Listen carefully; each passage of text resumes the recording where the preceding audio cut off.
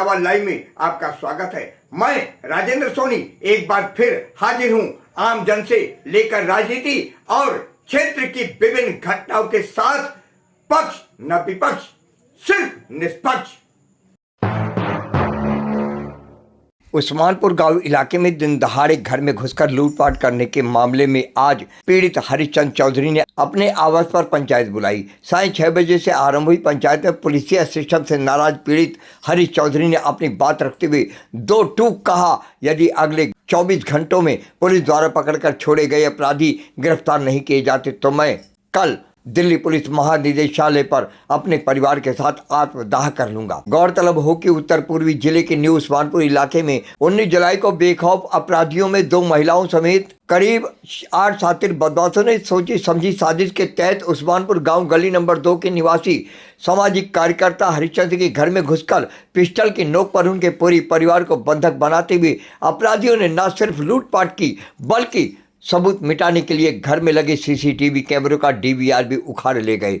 Police के मुताबिक बदमाश करीब 9 लाख रुपए नकद और भारी मात्रा में सोने चांदी की जेवरात लूटकर रफू चक्कर हो गए। ये पूरी वारदात दोपहर करीब 1:30 बजे की है, जब उस्मानपुर निवासी सामाजिक कार्यकर्ता हरिचंद्र किसी काम से घर से बाहर गए थे। घर में उनकी पत्नी और 3 बच्चे अकेले थे।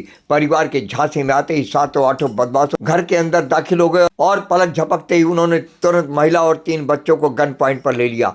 अपने पास रखी हुई रस्सियों से सबके हाथ पैर बांध दिए। साथ ही वे अपने साथ मेडिकल की पट्टियां लेकर आए थे, जिसे उन्होंने परिवार के सभी सदस्यों के मुंह पर कसकर बांध दिया ताकि कोई चीख न सके। इसके बाद बदमाशों ने करीब 1 घंटे तक घर के अंदर तांडव मचाया। उन्होंने अलमारी, लाकरों सहित घर का कोना कोना छान मारा और घर में रखा हुआ कैश, ज्वेलरी समेत समेटने के बाद मुख्य दरवाजे के बजाय घर के पिछले रास्ते से चुपचाप फरार हो गए। इस मामले में पुलिस ने जांच के दौरान कुछ लोगों को पकड़ा भी, परंतु भ्रष्ट सिस्टम के चलते उन्हें छोड़ भी दिया गया था।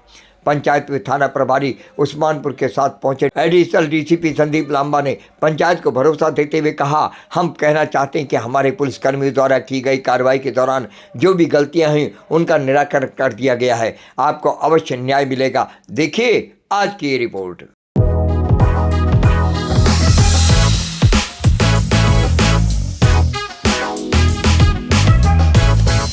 हमारे यहाँ आज तक ऐसा नहीं हुआ, और वो भी गांव के बीचों बीच हुआ है, दिन दहाड़े हुआ है। तो ये जो खबर है, ये हमारी खबर मीडिया के द्वारा भी प्रकाशित की जाए, तभी ही लोगों की आंख खुलेगी, प्रशासन की भी तभी आंख खुलेगी। और हम ज़्यादा से ज़्यादा लोग एक बार हमारे जो डीसीपी साहब हैं उनसे भी मिलें। अज्ञात व्यक्तियों के द्वारा मेरे घर में घुसे और घुसने के बाद 1 घंटे तक मेरा इंतज़ार किया। इंतज़ार करते करते भी बच्चों को भी जो है खूब प्रेशर दिया कि पहले हरीश जी को बुलाओ, हरीश जी से काम है। चाय पी, घर में पानी पिया, 1 घंटे बैठे रहे। जब उन्हें लगा कि हरीश आने में असमर्थ है और मेरा फ़ोन बंद हो गया, तब उन्होंने जाके इस कार्रवाई को अंजाम दिया, जो कि सभी मेरे छोटे छोटे जो बच्चे हैं उनको और घरवाली के हाथ पैर बांध के और मुंह पे टेप लगा के और जो इस घटना को अंजाम दिया। जैसे मुझे पता पड़ी कि इसका बहुत आहत हुए और सभी गांव के सम्मानित व्यक्ति मेरे इस दुख की घड़ी में सब शामिल रहे। जैसे ही शाम तक प्रशासन के द्वारा बहुत जल्दी उस अंजाम तक पहुंच गए कि ये चीज़ हुई कैसे। सभी लोगों की फुटेज, सभी लोगों को पहचान लिया गया और वो किसने भेजे, कहाँ से चले, ये सब पुलिस ने 24 घंटे के अंदर अंदर पता कर लिया। बड़े दुख की बात है कि जो आज मैंने अपना समाज जो बुलाया है, सिर्फ इसलिए बुलाया है कि बाहर के लोगों को तो मैं फिर भी कानून के प्रक्रिया से या किसी चीज़ से मैं देख लूं, लेकिन जब उसमें मास्टरमाइंड जो हमारे गांव का एक मनोज व्यक्ति आया तो फिर मेरे मन में लगा कि मैं गांव से भी क्यों ना अपनी बात कहूं। अभी जो हरीश भैया ने अपनी दुख भरी कहानी जो बताई, इसमें थोड़ा सा मोड़ आ गया। मोड़ ये आ गया कि इसमें जो भैया ने बताया, जैसे बताने का पता लगी, हम सब भी यहाँ दुख की खबर सुनकर जैसे पता लगता रहे, यहाँ आते जाते रहे, तो अभी तक तो बात की अंधकार में कि भाई गांव का ही आदमी इसमें है। तो मेरा अपना एक सुझाव है कि गांव के लोग एक पंचायत करो, पंचायत में उस आदमी को बुलावे, उससे पूछे भाई तेरी अपनी निजी कोई दुश्मनी है तो उस बात को बता। आत्महत्या करेगा उसके गाँव में ऐसे भी भाई मेरे भाई का इंसाफ दिलाओ, बस हमारा हाथ जोड़ने की इच्छा है। मेरे भाई के तीनों बेटी इनकी कोई उठी जाए, तुम जिसकी भाई और जिसकी बेटी। जी क्या हुआ, पुलिस ने अभी तक क्या कार्रवाई की है और आपने जो स्टेप उठाया है, ये कह रहे हैं कि आप कल आत्मदाह करेंगे पीएचक्यू के सामने पूरे परिवार के साथ, आखिर ये स्टेप क्यों उठाना पड़ रहा है आपको? ये स्टेप ये उठाना पड़ रहा है, जिस प्रदेश की मुख्यमंत्री महिला हो, जिस प्रदेश के राज्यपाल इतने होनहार हो और जिस दिल्ली प्रदेश के सीपी अपने आप में जाते हो, और इस नॉर्थ ईस्ट के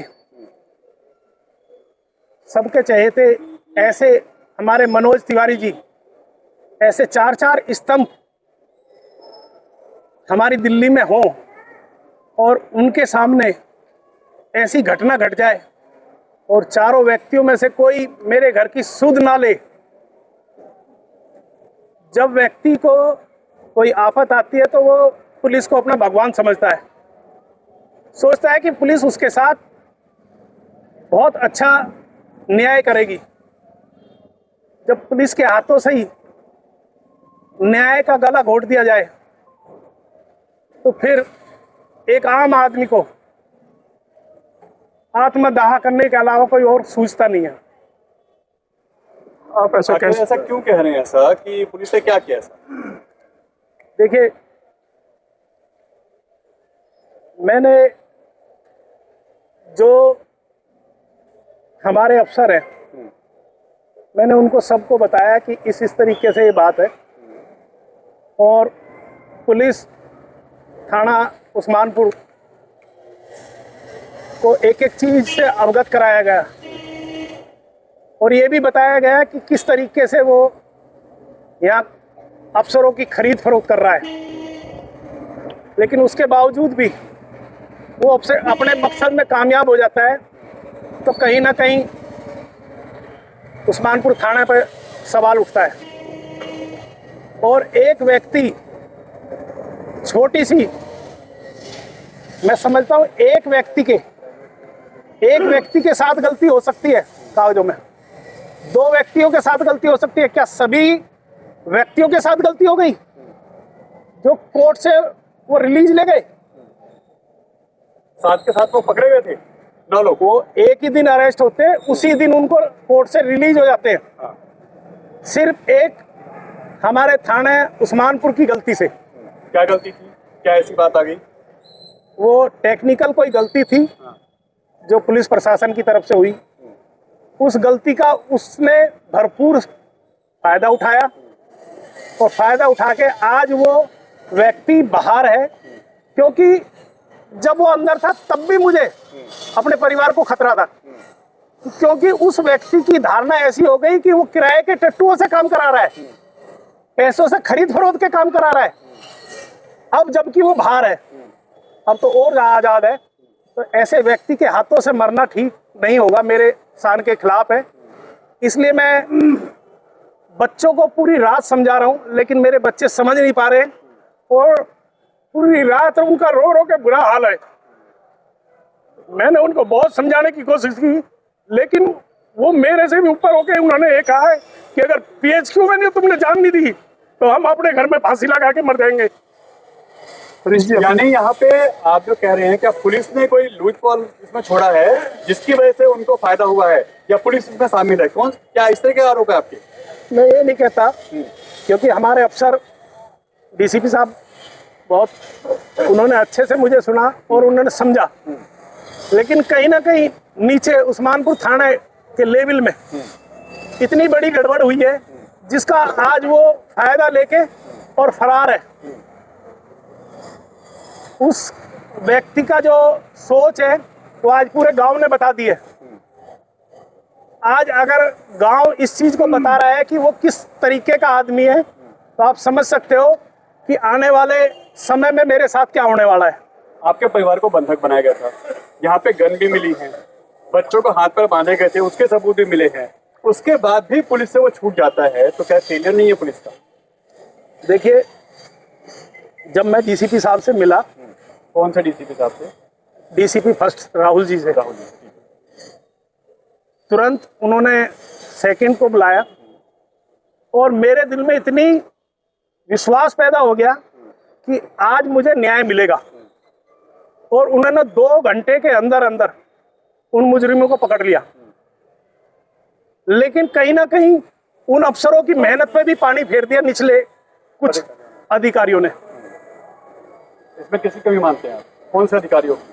थाने की, पुलिस कर्मियों की, आईओ की, किसकी कमी मानते हैं आप? ये मैं आपको कल सबूत के साथ बताऊंगा कि किस किस अफसर के तहत मेरे पे साजिश हुई है। मैं पूरे सबूत दूंगा, मरने से पहले सारे सबूत आपको दे के जाऊंगा।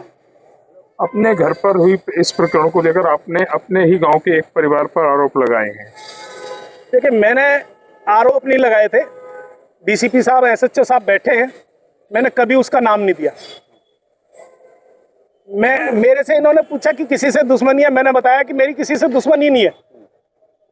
लेकिन जब एक एक परत खुलते खुलते और सारी चीजें की परत खुल गई और पता पड़ गया कि मास्टरमाइंड ये है मनोज, तब मैंने अपने मुंह से मनोज का नाम लिया। जनाब बैठे, कभी मैं कसम खा के कह रहा हूं, मैंने कभी उसका नाम नहीं लिया।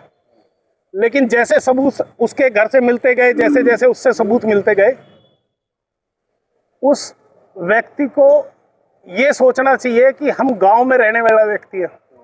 मैंने इतना बड़ा हादसा होने के बाद भी अपने गांव के समाज के लोगों से कहा है ना कि आप उससे बात करो, ऐसी घटना क्यों की उसने, कोई तो उसका जिम्मेदार बने।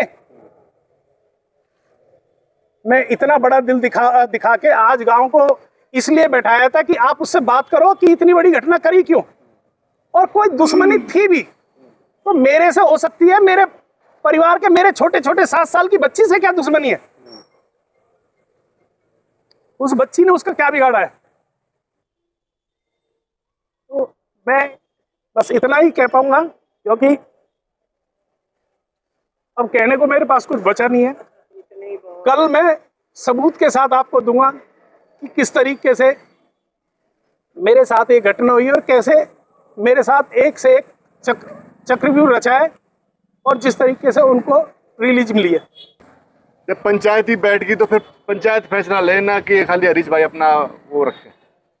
तो एक बार मुझे आप विश्वास दिलाओ कि जो पंचायत कहेगी हरीश भाई मानेंगे नहीं, प्रशासन वैसे ही करेगा, कोई ऐसी दिक्कत नहीं है। प्रशासन के सारे तरह के हाथ हैं, जो लीगल रेमेडी है वो हम ढूंढेंगे, करेंगे। लेकिन हरीश भाई भी तो पंचायत की मानेगा, क्यों जी? सारे सहमत हो? हरीश भाई आप भी सहमत हो? हरीश जी, इस पंचायत ने मुझे बता दिया है हाँ कि वो किसी के बस में नहीं है।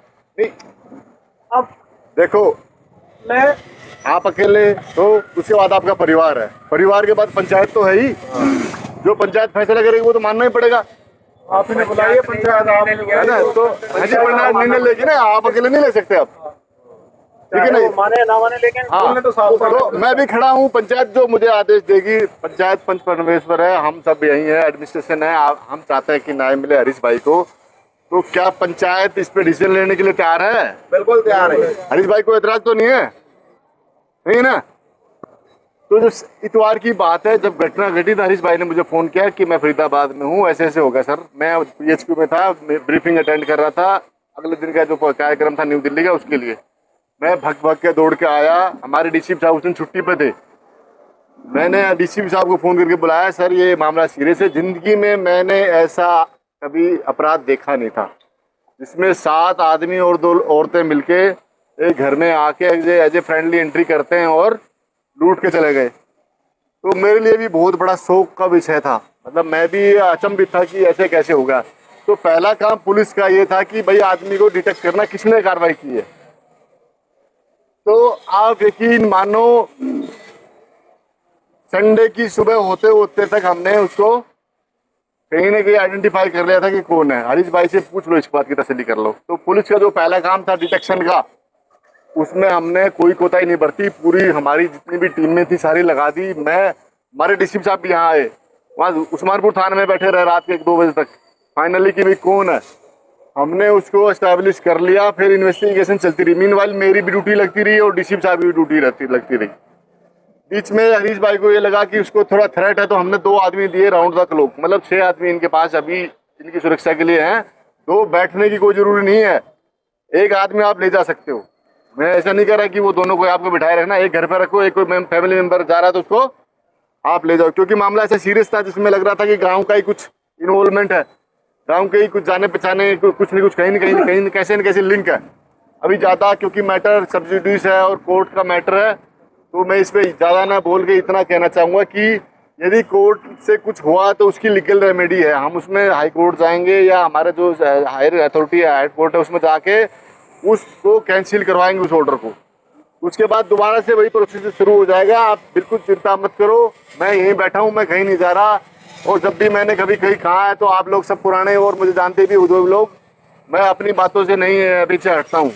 तो आप पूरी पंचायत को मैं ये कहना चाह रहा हूँ कि आप बिल्कुल आप बेफिक्र रहो, भाई को न्याय दिलाएंगे। मुझे खाली एक बार थोड़ा सा इस पर होमवर्क करने दो। मैं ज़रूर इसको शनिवार इतवार आगे बीच में सोमवार मंगलवार तक इसका जरूर समाधान मैं ढूंढ दूंगा। लीगल रेमेडी हर कागज का इलाज क्या है, कागज है ना। हम यहाँ बैठ के पंचायत में तो किसी को सजा दे नहीं सकते।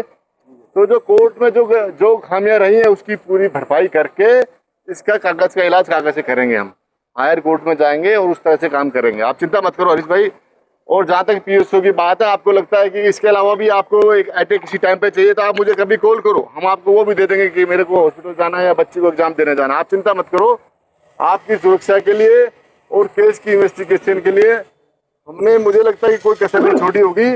और जो अफसर जिन्होंने गलती की है उसको हमने सजा का भी स्टार्ट कर दिया था, कल ही कर दिया था वो, कि भी इन्होंने थोड़ी बहुत जो गलती की है उसको हम सजा देंगे।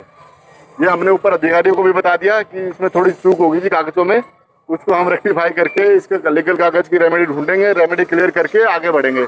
और ये केस थाना की बजाय हमने एक स्पेशल स्टाफ हमारा AATS उसके इंस्पेक्टर को दे दिया है, वो अच्छे से इन्वेस्टिगेशन करेगा और जो इसकी रेमेडी थी वो ढूंढ ढांड के हम इसके एंड तक बढ़िया रिजल्ट लेके आएंगे।